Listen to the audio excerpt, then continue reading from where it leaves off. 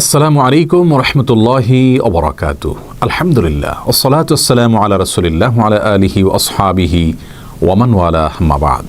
সুপ্রিয় দর্শক শ্রোতা ভাই বোন, একজন মুসলিমের জন্য মুসলিম প্রধান দেশ, অঞ্চল এবং ভূখণ্ড ফেলে রেখে অমুসলিম প্রধান দেশ বা অমুসলিমদের ভূখণ্ডে গিয়ে পাড়ি জমানো কিংবা সেখানে স্থায়ীভাবে বসবাস করাকে ইসলামী শরিয়াহ কীভাবে দেখে, আজ আমরা সে বিষয়টি জানার চেষ্টা করব ইনশাআল্লাহ তাআলা। প্রিয় দর্শক, একজন মুসলিম ঈমান এবং তাকওয়া তথা আমলে সালেহের উপরে যেন অটল অবিচল থাকতে পারেন, সেজন্য ইসলাম অনেকগুলো দিক এবং নির্দেশনা আমাদেরকে দিয়েছে। তোর মধ্যে থেকে একটি নির্দেশনা হলো, যে কোনো মুসলিম সবসময় চেষ্টা করবেন ঈমান এবং তাকওয়ার পরিবেশে মুত্তাকি এবং ভালো মানুষদের মাঝে বসবাস করার। আল্লাহ রাব্বুল আলামিন ইরশাদ করেছেন, ইয়া আইয়ুহাল্লাযীনা আমানুত্তাকুল্লাহ ওয়া কুনু মা'আস সাদিকিন, অর্থাৎ হে ঈমানদারগণ, তোমরা তাকওয়ার উপরে অটল অবিচল থাকো, তাকওয়া অবলম্বন করো। আর তাকওয়া অবলম্বন করার সুবিধার্থে, তাকওয়া অবলম্বন করার প্রয়োজনেই তোমরা আল্লাহ রাব্বুল আলামিনের খাঁটি ঈমানদার, সত্যবাদী এবং একনিষ্ঠ মুখলেস ভালো মানুষদের মাঝে বসবাস করো, কারণ তাদের মাঝে বসবাস করলে তাকওয়ার উপরে অটল অবিচল থাকা তোমাদের জন্য সহজ হবে। এই আয়াত এবং ইসলামের মৌলিক দৃষ্টিভঙ্গির আলোকে একজন মুসলিমের জন্য সাধারণ অবস্থায় মুসলিম ভূখণ্ড ছেড়ে অমুসলিমদের মাঝে গিয়ে বসবাস করা এটা জায়েজ নয়। সূরা নিসার ৯৭ নম্বর আয়াতের আলোকে ইমাম ইবনে কাসীর রাহিমাহুল্লাহ এবং আরও অন্যান্য মুফাসসিরিন ইকরাম একই বিষয়কে প্রমাণ করেছেন। সুনানে আবু দাউদ এবং তিরমিজি বর্ণিত একটি হাদিসে রাসূল করিম সাল্লাল্লাহু আলাইহি ওয়াসাল্লাম ইরশাদ করেছেন, আনা বারিউম মিম্মান ইয়াসকুনু বাইনা যহরানাইল মুশরিকিন, অর্থাৎ যে ব্যক্তি মুশরিকদের মাঝে বসবাস করবেন ওই ব্যক্তির দায় দায়িত্ব নেওয়া থেকে আমি সম্পূর্ণ মুক্ত, অর্থাৎ সে ব্যক্তির কোনো দায় দায়িত্ব আমি নিচ্ছি না বা নিব না। আবু দাউদ এবং নাসাই বর্ণিত আরেকটি হাদিসে রাসূল করিম সাল্লাল্লাহু আলাইহি ওয়াসাল্লাম ইরশাদ করেছেন, লা তুসাকিনুল মুশরিকিনা ওয়া লা তুজামিউহুম ফামান সাকানা আও জামাআ মাআহুম ফাহুয়া মিনহুম, অর্থাৎ তোমরা মুশরিকদের মাঝে বসবাস করো না, তাদের মধ্যে থেকো না। তোমাদের মধ্যে যারা মুশরিকদের মাঝে বসবাস করবে, তাদের মাঝে থাকবে, তা সে তাদের অন্তর্ভুক্ত হয়ে যাবে। এরকম আরও অনেকগুলো হাদিসকে সামনে রাখলে আমরা দেখি যে মৌলিকভাবে ইসলামের দৃষ্টিভঙ্গি হলো, সাধারণ অবস্থায় একজন মুসলিম মুসলিমদের ভূখণ্ড এবং সমাজ ছেড়ে গিয়ে অমুসলিমদের মাঝে বসবাস করা তার জন্য সেটি জায়েজ নয়। প্রিয় দর্শক, আজকের যে পৃথিবী, আজকের যে বিশ্ব পরিস্থিতি, সেটি গত কয়েক শতাব্দীর আগের পরিস্থিতি থেকে সম্পূর্ণ স্বতন্ত্র এবং ভিন্ন। বর্তমান বিশ্ব পরিস্থিতিতে অনেক মুসলিম প্রধান অঞ্চলেও একজন মুসলমান বসবাস করে ইসলামকে পরিপূর্ণরূপে মানা সহজ হয় না। আবার দেখা যায় অমুসলিম প্রধান অনেক ভূখণ্ডে গিয়ে মুসলমানদের জন্য ইসলামের অনেক বিধিবিধান মানা সহজ হয়। পুরো বিষয় এবং বর্তমান পরিস্থিতিকে সামনে রেখে যে সমস্ত ফতোয়া ওলামা একরামগণ দিয়েছেন, আমরা শুরুতে সেগুলোকে উল্লেখ করে তারপরে সামারি এবং মৌলিক সমাধানে যাব ইনশাআল্লাহ তাআলা। এ বিষয়ে সৌদি আরবের সাবেক সর্বোচ্চ ওলামা পরিষদের অন্যতম সদস্য এবং সাম্প্রতিক বিশ্বের অনেক বড় একজন আলেমে দ্বীন শেখ মুহাম্মদ সালেহ আল উসাইমিন রাহিমাহুল্লাহ বলেছেন যে 3টি শর্ত সাপেক্ষে একজন মুসলিমের জন্য অমুসলিম দেশে বসবাস করা বা থাকা জায়েজ হবে। তার প্রথম শর্ত হলো, যিনি অমুসলিম দেশে বসবাস করতে চাইছেন তার কাছে এই পরিমাণ ইলম থাকতে হবে ইসলাম সম্পর্কে যে সে ইলম দিয়ে তিনি অমুসলিমদের যে সমস্ত সংশয়গুলো রয়েছে, নাস্তিকদের এবং ভিন্ন ধর্মের মানুষদের ইসলাম সম্পর্কে যে সমস্ত সংশয়গুলো রয়েছে সেগুলোর জবাব তিনি দিতে পারেন। অর্থাৎ তিনি নিজের ঈমানকে যেন হেফাজতে করতে পারেন, সংরক্ষণ করতে পারেন অমুসলিমদের সংশয়ের মুখে এবং অমুসলিমদের পরিবেশের মধ্যে সেই পরিমাণ ইলম এবং সেই পরিমাণ জ্ঞান ইসলাম সম্পর্কে তার থাকতে হবে। দ্বিতীয়ত, এই পরিমাণ দিনদারি এবং তাকওয়া তার মধ্যে থাকতে হবে যার মাধ্যমে তিনি অমুসলিম ভূখণ্ডে বা অমুসলিম প্রধান এলাকাতে যে সমস্ত বাজে দিক আছে, খারাপ দিক আছে, যেমন অশ্লীলতা এবং হারামের যে সমস্ত হাতছানি রয়েছে, সেগুলো থেকে নিজেকে তিনি রক্ষা করতে পারেন। এই পরিমাণ তাকওয়ার শক্তি এবং দিনদারি তার মাঝে থাকতে হবে। আর তৃতীয় শর্ত হলো, তিনি সেখানে যাওয়াটা তার জন্য একান্ত প্রয়োজনীয় এমন হতে হবে, যেমন শিক্ষার প্রয়োজনীয়তা সেখানে যাচ্ছেন এবং সেই শিক্ষা সেই মানের অন্য কোনো মুসলিম দেশে তার জন্য সহজলভ্য নয়, সেক্ষেত্রে তিনি যেতে পারেন। কেউ ব্যবসার জন্য যেতে পারেন বা অন্য কোনো এরকম প্রয়োজনের প্রেক্ষিতে তিনি সেখানে বসবাস করতে পারেন। আর যদি সেখানে তিনি দাওয়াতের উদ্দেশ্যে যান, অর্থাৎ সেখানে গিয়ে অমুসলিমদের মাঝে ইসলামের সৌন্দর্যকে তিনি ফুটিয়ে তুলবেন তার নিজের আচার আচরণের মাধ্যমে, তার আমলের মাধ্যমে, বক্তব্যের মাধ্যমে, বিভিন্ন উপায়ে, অথবা সেখানে যে সমস্ত মুসলিমরা বসবাস করছেন তাদেরকে ইসলামের উপরে অটল অবিচল রাখার ক্ষেত্রে তিনি ভূমিকা রাখতে চান, এরকম উদ্দেশ্য যদি কেউ সেখানে পাড়ি জমান, তাহলে সেটা শুধু জায়েজই নয় বরং অনেক বড় ইবাদত হিসাবে গণ্য করেছেন প্রায় সমস্ত ওলামা একরাম। শেখ বিন বাজ রাহিমাহুল্লাহ, যিনি সৌদি আরবের সাবেক গ্র্যান্ড মুফতি ছিলেন, এ প্রসঙ্গে তার বক্তব্য হলো, একজন মুসলিমের সবসময় চেষ্টা করতে হবে মুসলিম ভূখণ্ডে থাকার, ইমানদারদের মাঝে থাকার। কোনো কারণে যদি তিনি অমুসলিম ভূখণ্ডে বসবাস করছেন বা সেখানে তার জন্ম হয়েছে এমন হয়, তাহলে সেক্ষেত্রে তিনি চেষ্টা করবেন তুলনামূলকভাবে অমুসলিম ভূখণ্ড বা অঞ্চলগুলোর মধ্য থেকে যেখানে বসবাস করাটা তার জন্য ঈমান এবং আমলের উপরে টিকে থাকাটার জন্য সহায়ক বেশি হয়, সেখানে তিনি বসবাস করার চেষ্টা করবেন।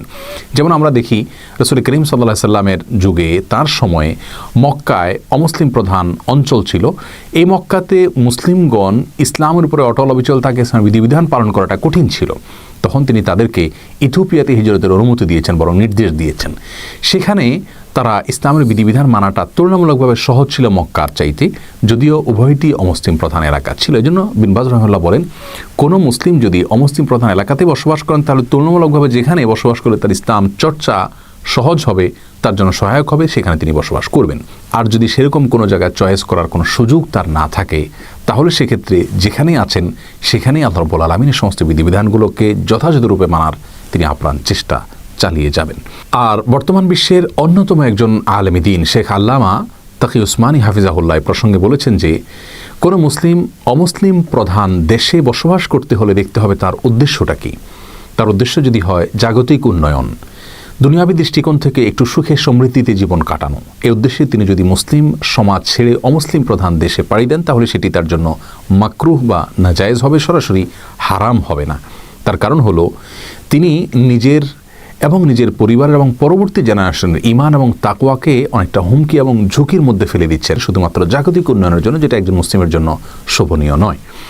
আর যদি তিনি অমুসলিমদেরকে এবং অমুসলিম সমাজকে মুসলিমদের চাইতে ভালো মনে করেন, ভালোবাসেন, তাদের প্রতি ভালো লাগা কাজ করে, তিনি যদি যে কোনো কারণেই হোক না কেন তাদের প্রতি আসক্তি থেকে, তাদের প্রতি ভালো লাগা থেকে সেখানে বসবাস করেন, মুসলিমদের সমাজকে অপছন্দ করেন, যে কোনো কারণেই হোক না কেন, তাহলে সেক্ষেত্রে তার জন্য হারাম হবে। আল্লাহ রাব্বুল আলামিন কোরআনে কারিমে বলেছেন, ইয়া আইয়ুহাল্লাযীনা আমানু লা তাত্তাখিযুল ইয়াহুদা ওয়ান নাসারা আউলিয়া বা'দুহুম আউলিয়াউ বা'দ ওয়া মান ইয়াতাওয়াল্লাহুম মিনকুম ফাইন্নাহু মিনহুম। অর্থাৎ, হে ঈমানদারগণ, তোমরা ইহুদি খ্রিস্টানদেরকে অন্তরঙ্গ বন্ধু বানাবে না, তারা একে অন্যের অন্তরঙ্গ বন্ধু হতে পারে। তোমাদের মধ্যে থেকে যারা ইহুদি এবং খ্রিস্টানদেরকে অন্তরঙ্গ বন্ধুরূপে গ্রহণ করবে, তারা তাদের অন্তর্ভুক্ত হবে। অতএব একজন মুসলিম কখনো তাদের প্রতি ভালোবাসা, তাদের প্রতি আন্তরিকতা এবং সার্বিকভাবে তাদেরকে পছন্দ করেন, সেই জায়গা থেকে যদি সেখানে বসবাস করেন বা সেখানে পাড়ি জমান, তাহলে সেটি সম্পূর্ণ হারাম হবে।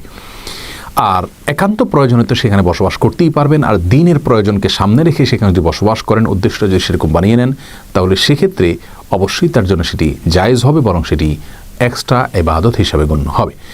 ইমাম মাওয়ারিদি রাহিমাহুল্লাহ আল হাবিউল কবির নামক কিতাবে প্রসঙ্গে লিখেছেন যে, কোনো মুসলিম যদি অমুসলিমদের মাঝে বসবাস করেন এবং তিনি নিজের ঈমান এবং তাকওয়ার ব্যাপারে যদি এই পরিমাণ কনফিডেন্ট থাকেন, এই পরিমাণ আত্মবিশ্বাস যদি তার থাকে যে আমি সেখানে গিয়ে হারিয়ে যাব না, তার যদি প্রবল ধারণা থাকে যে ইনশাআল্লাহ আমি সেখানে ঈমান এবং আমলের উপর টিকে থাকতে পারবো, সেই সাথে ইসলামিক কৃষ্টি, কালচার, সংস্কৃতি, সভ্যতা সেখানে গড়ে তোলার সুযোগ রয়েছে, সে মর্মেও তার যদি প্রবল ধারণা থাকে এবং তিনি যদি আত্মবিশ্বাসী থাকেন এবং ইসলামের বিধিবিধানগুলো পালন করতে গিয়ে যদি বাধা আসে, তাহলে সেক্ষেত্রে সেই বাধাকে প্রোটেস্ট করার, প্রতিরোধ করার মতো ক্ষমতা বা সুযোগ যদি তার কাছে থাকে, তাহলে এরকম ব্যক্তির জন্য তার মত হলো অমুসলিমদের ভূখণ্ড ফেলে রেখে বরং মুসলিমদের মধ্যে আসা জায়েজ নেই।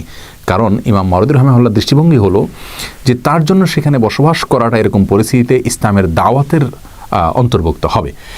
সবগুলো মতামতকে যদি আমরা সামনে রাখি, তাহলে খোলাসা হিসাবে যে বিষয়টি আমাদের কাছে পরিষ্কার হয়, তা হলো সাধারণ অবস্থাতে একজন মুসলিমের জন্য মুসলমানদের দেশে, মুসলমানদের ভূখণ্ডে, মুসলিম প্রধান অঞ্চলে বসবাস করা উচিত এবং কর্তব্য নিজের ঈমান এবং আমলকে ধরে রাখার স্বার্থে এবং প্রয়োজনে। কোনো অমুসলিম দেশে বা অমুসলিম প্রধান অঞ্চলে যদি কেউ পাড়ি জমাতে চান, সেখানে যে বসবাস করতে চান, তাহলে সেক্ষেত্রে নিজে যথেষ্ট পরিমাণে ইলম হাসিল করতে হবে।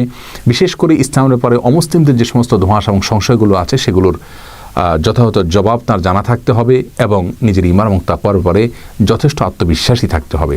সেই সাথে সেখানে বসবাস করার ক্ষেত্রে তিনি যদি দাওয়াত তথা ইসলামের প্রচারকে উদ্দেশ্য বানিয়ে নেন, সেখানে যারা মুসলমান থাকবেন তাদের মাঝে ইসলামের কৃষ্টি কালচারকে বিস্তার করা, তাদেরকে ইসলামী ইলমে সমৃদ্ধ করার উদ্দেশ্য যদি তার থাকে, অমুসলিমদের মাঝে ইসলামের সৌন্দর্যকে জাহির করার মানসিকতা যদি তার ভিতরে থাকে, তাহলে সেটা তো তার জন্য স্বতন্ত্র ইবাদত হিসাবে গণ্য হবে ইনশাআল্লাহ তাআলা।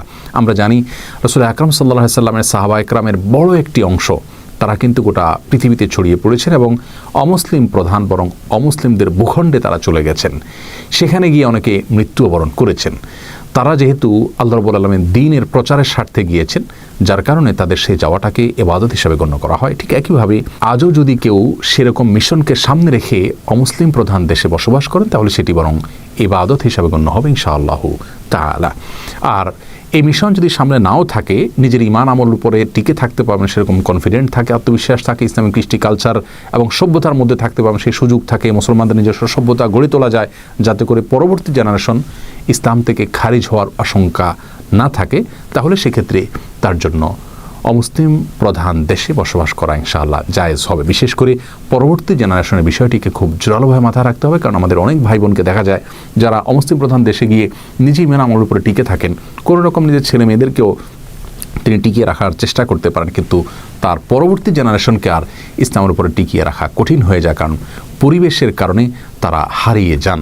এজন্য অমুসলিম প্রধান দেশগুলোর অনেক অঞ্চলে মুসলিমদের নিজস্ব সোসাইটি গড়ে উঠেছে, সেই জায়গায় বসবাস করার চেষ্টা করতে এবং পরবর্তী জেনারেশন যাতে কোনোভাবে হারিয়ে না যায় সেই জন্য আপ্রাণ চেষ্টা থাকতে হবে।